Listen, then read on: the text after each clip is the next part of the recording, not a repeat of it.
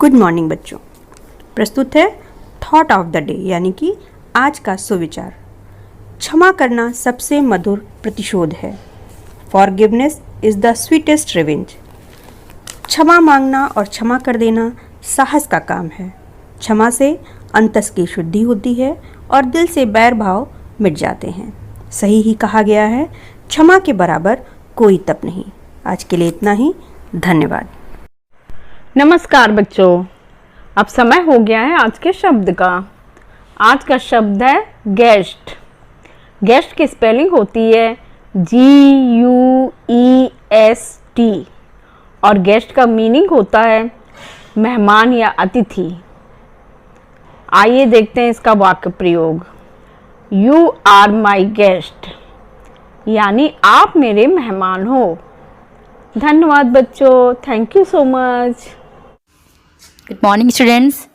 Puzzle of the day में आज की पहेली है, काला रंग मेरी शान, सबको मैं देता हूँ ज्ञान, शिक्षक करते मुझ पर काम, नाम बताकर बनो महान।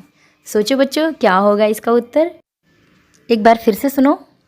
काला रंग है मेरी शान, सबको मैं देता हूँ ज्ञान, शिक्षक मुझ पर करते काम, नाम बताकर बनो महान। तो सोचो क्या होगा इसका आंसर। इसका उत्तर है बच्चों ब्लैक बोर्ड। Thank you. नमस्कार प्यारे बच्चों, जानते हैं आज का इतिहास और बढ़ाते हैं अपने ज्ञान का पिटारा, कुछ नया कुछ खास। तो बढ़ते हैं आज के इतिहास की तरफ। बच्चों, आज ही के दिन सन 1916 में सर अल्बर्ट आइंस्टीन द्वारा एक पुस्तक लिखी गई जिसका नाम था जनरल थ्योरी ऑफ रिलेटिविटी। बहुत ही महत्वपूर्ण किताब। आइए जानते हैं 1956 में आज ही के दिन ट्यूनीशिया को फ्रांस से आजादी मिली। तो आज के लिए बस इतना ही। आज आपका दिन शुभ हो। इसी के साथ धन्यवाद। नमस्कार। आज का विशेष और आज के विशेष में हम लेकर आए हैं अल्बर्ट आइंस्टीन। अल्बर्ट आइंस्टीन एक विश्व प्रसिद्ध सैद्धांतिक भौतिकविद थे जो सापेक्षता के सिद्धांत और द्रव्यमान ऊर्जा समीकरण E=mc² के लिए जाने जाते हैं। बच्चों, उन्हें सैद्धांतिक भौतिकी खासकर प्रकाश विद्युत उत्सर्जन की खोज के लिए सन 1921 में नोबेल पुरस्कार से सम्मानित किया गया था। Einstein special theory of relativity के लिए भी जाने जाते हैं। इस थ्योरी में समय और गति के संबंध को समझाया है। ब्रह्मांड में प्रकाश की गति को निरंतर और प्रकृति के नियम के अनुसार बताया है। आइंस्टीन की बौद्धिक उपलब्धियों और अपूर्वता ने आइंस्टीन शब्द को बुद्धिमान का पर्याय बना दिया है। आज के विशेष के लिए इतना ही। धन्यवाद। नमस्कार बच्चों, अब समय है आज की प्रश्नोत्तरी का। प्रश्न 1, भारत का सबसे लंबा बांध कौन सा है? उत्तर है हीराकुंड बांध। प्रश्न 2, फतेहपुर सीकरी का निर्माण किसने करवाया? उत्तर है अकबर। प्रश्न 3, चंद्रमा की सतह पर उतरने वाले पहले व्यक्ति कौन थे? उत्तर है नील आर्मस्ट्रॉन्ग। अंतिम प्रश्न, भारत में सबसे अधिक कॉफी कहाँ पैदा होती है? उत्तर है कर्नाटक। धन्यवाद। गुड मॉर्निंग प्यारे बच्चों। तो चलो शुरू करते हैं आज का बाल गीत। दादी अम्मा मान जाओ, गुस्सा होके हमसे ना दूर जाओ, कान पकड़ते हैं थोड़ा सा मुस्कुराओ, गुस्सा थूको जल्दी से गले लगाओ, अच्छी दादी प्यारी दादी मान जाओ, गलती फिर से ना करेंगे ना रुलाओ, मीठा खाके ठंडा पी के भूल जाओ, आ रही है हंसी अब ना छुपाओ, दादी अम्मा मान जाओ, गुस्सा होके हमसे ना दूर जाओ। Thank you. सुप्रभात। आज की कहानी में रामायण संक्षिप्त रूप में अयोध्या के राजकुमार राम राजा दशरथ और उनकी पत्नी कौशल्या के पुत्र हैं। कौशल्या के अलावा दशरथ की 2 और पत्नियां सुमित्रा और कैकेयी हैं। चारों भाइयों में राम सबसे बड़े हैं। यद्यपि राम पिता के सबसे प्रिय पुत्र और सिंहासन के उत्तराधिकारी हैं, तथापि कैकेयी सिंहासन पर अपने बेटे को विराजित करना चाहती थी। इसलिए कैकेयी ने राम और उनकी पत्नी सीता को वनवास में भेजने की योजना बनाई। वनवास में 14 साल तक रहने के बाद जंगल में रावण ने सीता का अपहरण किया। राम ने अपने भाई लक्ष्मण और हनुमान की सहायता से रावण की सेना पर हमला कर सीता को मुक्त कराया। राक्षस राज रावण से सीता को मुक्त करा राम और सीता का पुनर्मिलन होता है। वे दोनों अयोध्या लौटते हैं और राज्य के नागरिकों द्वारा उनका आदरपूर्वक स्वागत किया जाता है।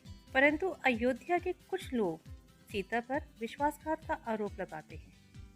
अग्नि परीक्षा देने के बावजूद लगे इस कलंक को मिटाने के लिए सीता एक वन में चली जाती हैं। वहाँ वे लव और कुश को जन्म देती हैं। लव और कुश अपने माता पिता को मिलाने की पूरी कोशिश करते हैं, परंतु सीता के ऊपर लगा कलंक अभी भी कायम है। एक बार फिर सीता को अपनी शुद्धता साबित करने के लिए धरती में समाना पड़ता है। इस प्रकार राम और सीता फिर से अलग हो गए। इसीलिए कहा जाता है कि मर्यादा पुरुषोत्तम राम को और सीता माता को जब इतने दुख झेलने पड़े हैं धरती पर आकर, तो क्या हम प्राणी मात्र किसी दुख से बचे रह सकते हैं? नहीं, हमें अपने इन दुख से ऊपर उठकर समाज कल्याण के लिए कार्य करना ही होगा। धन्यवाद। नमस्कार। आज मोटिवेटर और सेल्फ का विषय है जड़ों को मजबूत होने दें। एक बार की बात है, दो पड़ोसी थे, एक सेवानिवृत्त शिक्षक और दूसरा बीमा एजेंट। दोनों ने अपने अपने बगीचे में पौधे लगाए। सेवानिवृत्त शिक्षक अपने पौधों को कम मात्रा में पानी देते और हमेशा उन पर पूरा ध्यान नहीं देते, जबकि दूसरे पड़ोसी ने अपने पौधों को बहुत अधिक पानी दिया और उनकी देखभाल भी अच्छी तरीके से की। सेवानिवृत्त शिक्षक के पौधे सामान्य गति से वृद्धि कर रहे थे, लेकिन अच्छे दिखते थे। बीमा एजेंट के पौधे ज्यादा हरे भरे और घने दिखते थे। एक दिन एक मामूली तूफान के कारण भारी बारिश और हवा चल रही थी। अगली सुबह दोनों पड़ोसी अपने बगीचे में नुकसान का परीक्षण करने के लिए निकले। पड़ोसी जो बीमा एजेंट था, उसने देखा कि उसके पौधे जड़ों से उखड़ गए हैं और पूरी तरह से नष्ट हो गए हैं, लेकिन सेवानिवृत्त शिक्षक के पौधे को बिल्कुल भी नुकसान नहीं हुआ है और वह दृढ़ थे। बीमा एजेंट पड़ोसी यह देखकर आश्चर्यचकित था। वह सेवानिवृत्त शिक्षक के पास गया और पूछा, हम दोनों ने एक ही तरह के पौधों को एक साथ उगाया। मैंने वास्तव में अपने पौधों के लिए बेहतर कार्य किया और यहाँ तक कि उन्हें अधिक पानी भी दिया, फिर भी मेरे पौधे जड़ों से उखड़ गए, जबकि आपके सुरक्षित हैं। ऐसा कैसे संभव है? सेवानिवृत्त शिक्षक मुस्कुराए और कहा, आपने अपने पौधों को अधिक ध्यान और पानी दिया, लेकिन इस वजह से उन्हें इसके लिए खुद काम करने की आवश्यकता नहीं थी। आपने उनके लिए यह आसान बना दिया, जबकि मैंने उन्हें केवल पर्याप्त मात्रा में पानी दिया, उनकी जड़ों को और अधिक खोज करने दिया और इस वजह से उनकी जड़ें गहरी होती गईं और इससे उनकी स्थिति और मजबूत होती गई, इसलिए मेरे पौधे बच गए। यह कहानी माता पिता के बारे में है, जहाँ बच्चे पौधों की तरह होते हैं। यदि उन्हें सब कुछ दे दिया जाता है तो वह उन चीज़ों को अर्जित करने के लिए कड़ी मेहनत को नहीं समझेंगे। वह खुद काम करना और उसका सम्मान करना नहीं सीखेंगे। कभी कभी उन्हें देने के बजाय उनका मार्गदर्शन करना सबसे अच्छा है। उन्हें चलना सिखाएं, लेकिन उन्हें अपने रास्ते पर चलने दें।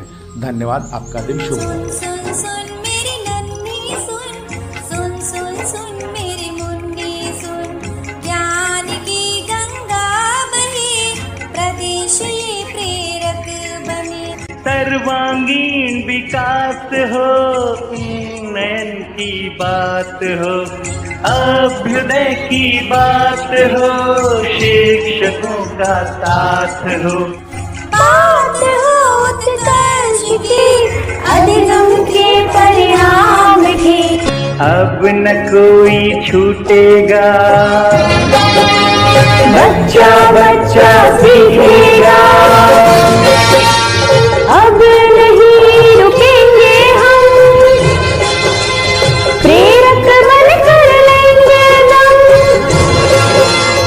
अब होगी शिक्षा की बात, होगी गुणवत्ता की बात।